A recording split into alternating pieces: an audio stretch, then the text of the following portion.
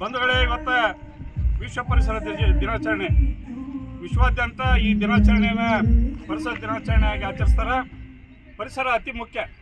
ಇವತ್ತು ಪರಿಸರ ಇದ್ದರೆ ಜಗತ್ತು ನಾವು ನೀವು ಉಳಿತೀವಿ, ಜೀವ ಜಂತು ಮನುಷ್ಯರು ಉಳಿತಾರೆ ಅನ್ನೋ ಮಾತನ್ನು ಹೇಳಿ ಇವತ್ತು ಪರಿಸರವನ್ನು ನಾವೆಲ್ಲ ನಾಶ ಮಾಡಿ ಇವತ್ತು ಪ್ರಕೃತಿ ವಿಕೋಪನ ಅನುಭವಿಸ್ತಾ ಇದ್ದೀವಿ.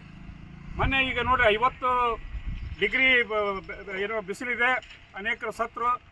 ಇವತ್ತು ಏನೋ ಮಳೆ ಹೋಗಿದೆ, ಸುನಾಮಿ, ಹೀಗೆ ಹಲವಾರು ಪ್ರಕೃತಿ ವಿಕೋಪಗಳು ಆಗ್ತಾವೆ. ನಿಮ್ಮ ಎಲ್ಲರ ಇಡೀ ಜಗತ್ತಿನ ಕರ್ತವ್ಯವಾಗಿದೆ.